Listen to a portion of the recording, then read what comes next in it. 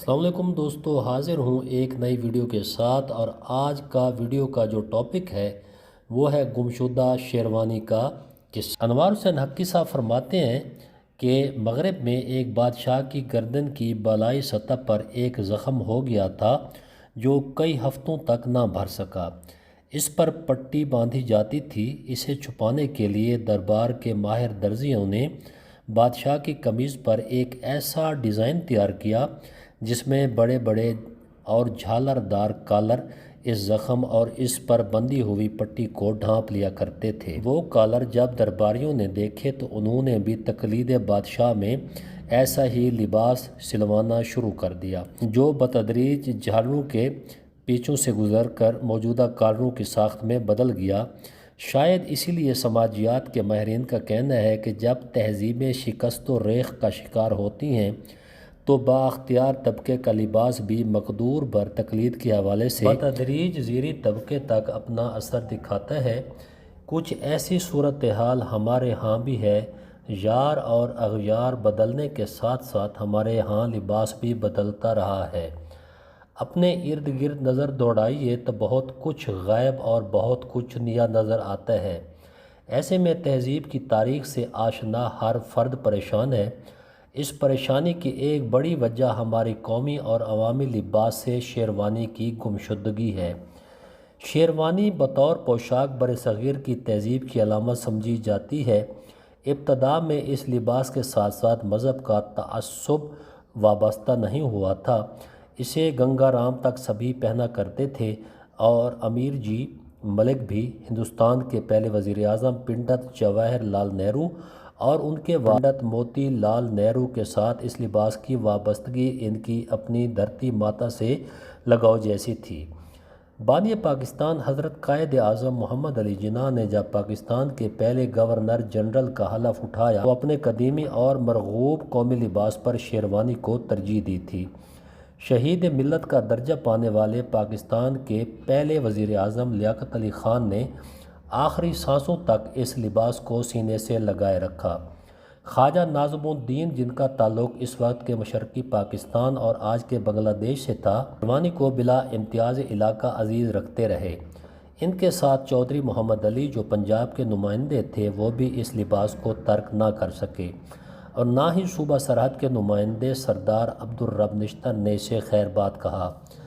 شاید یہ سب کچھ اس لیے تھا کہ یہ لوگ روایتوں کے پاسدار تھے اور تسلیم کرتے تھے کہ روایتیں قومی تشخص میں بنیاد کی حیثیت رکھتی ہیں۔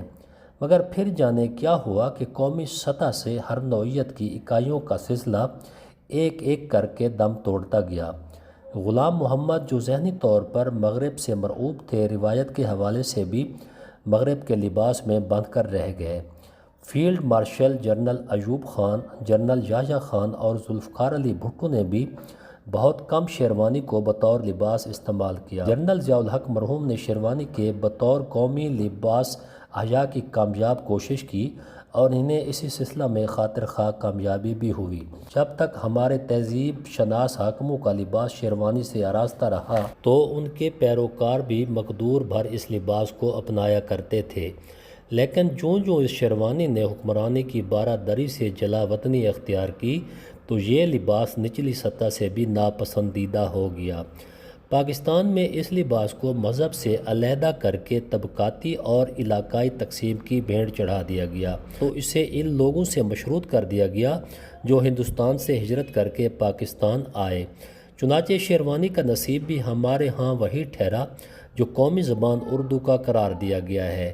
اس کے برعکس ہندوستان میں شیروانی کو مسلم تہذیب کا استعارہ قرار دے کر ہندو سماج سے دور کر دیا گیا۔ ہمارے اس لباس پر ایک شب خون بدیسی حکمران انگریز نے بھی مارا تھا۔ وہ ہندوستان کی جڑوں سے شائستہ مزاجی کی طرح شائستہ لباسی کو کھرچ کر نکال دینے میں ہی اپنی تہذیب کی ممکنہ بالادستی دیکھ رہے تھے۔